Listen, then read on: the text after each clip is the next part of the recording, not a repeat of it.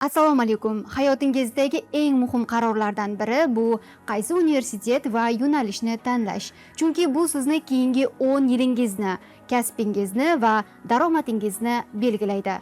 Bugun men sizga Toshkent shahridagi Xalqaro MIT universitetining har bir fakulteti haqida to'liq ma'lumot beraman. Ya'ni siz ushbu yo'nalishlarda nima o'rganasiz, qaysi soha mutaxassisi bo'lasiz va qancha miqdorda daromad ko'rasiz. Shuningdek, aynan qaysi sohalarda 1,5 va 2,000 dollargacha daromad ko'rishingiz haqida ma'lumot beraman. Aynan shuning uchun ham sohadagi eng tajribali mutaxassislar 1,5 dollar va hattoki undan yuqori bo'lgan daromadga ega bo'lishi mumkin. International Foundation Studies. Agarda siz 11-sinfni tugatgan bo'lsangiz yoki ingliz tilingizni yaxshilashni istasangiz, IFS ya'ni xalqaro tayyorlov kursi aynan siz uchun. Bu yerda akademik ingliz tili, IT va matematika asoslarini o'rganasiz. Eng muhimi, siz boshlang'ich kurslar orqali IT, biznes, iqtisodiyot, turizmni sinab ko'rib, o'zingizga eng mos yo'nalishni topasiz.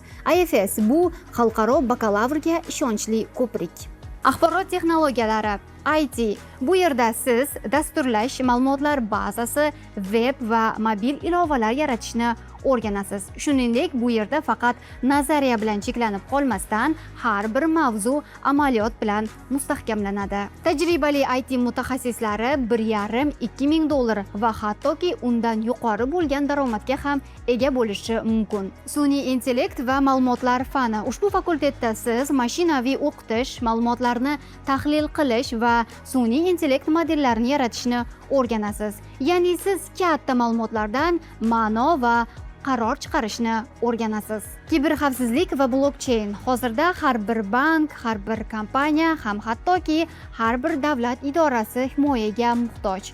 Ushbu fakultetda siz tizimlarni himoya qilish, ma'lumotlarni shifrlash va blockchain texnologiyalarini o'rganasiz. Bu noyob ko'nikma bo'lgani uchun daromadi ham shunga yarasha. Ya'ni siz sohada tajribaga ega bo'lganingizga qarab 1,5 dollar va hatto undan yuqori bo'lgan daromadga ham ega bo'lishingiz mumkin. Kompyuter fanlari va injiniring. Bu IT dan chuqurroq, ya'ni siz bunda texnologiyalarni nafaqat ishlatishni, balki yaratishni ham o'rganasiz. Software engineer, tizim arxitektori, texnik rahbari bu IT bozoridagi eng barqaror maoshli yo'nalishlardan hisoblanadi. Iqtisodiyot. Bu yerda siz iqtisodiy tahlil, bozor mantiqi va moliyani o'rganasiz. Ya'ni siz dunyo qanday ishlashini raqamlar tillarida o'rganasiz. Biznes boshqaruvi. Siz o'z biznesingizni qurmoqchimisiz yoki yirik kompaniyalarni boshqarmoqchimisiz? Bu fakultetda siz management, marketing, moliya va tadbirkorlikni o'rganasiz. MITda Incubation Center ham bor, ya'ni o'z startapingizni hali talabalik davridayoq boshlashingiz mumkin. Management, marketing mutaxassisi, tadbirkorlik, bu yo'lda o'sish chegarasi yo'q. Rahbarlik ko'nikmasi bilan daromadingizni o'zingiz belgilaysiz. Turizm boshqaruvi, mehmonxonalar, sayohat va xalqaro muhit.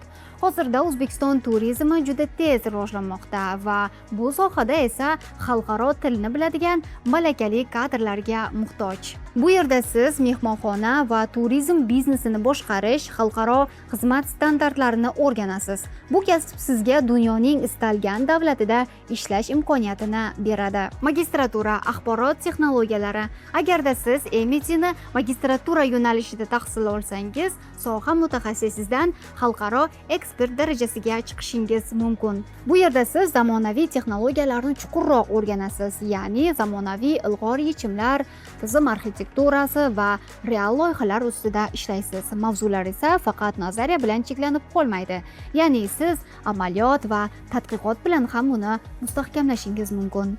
Eng muhimi, darslar kechki shaklda olib boriladi, ya'ni ishingizni tashlamasdan karyerangizni davom ettirgan holda magistr darajasiga ega bo'lasiz. Bu ayniqsa ishlaydigan mutaxassislar uchun ideal. Magistratura sizga yuqori lavozimlar eshigini ochadi. Texnik rahbar, loyiha menejeri, tizim arxitektori yoki soha eksperti.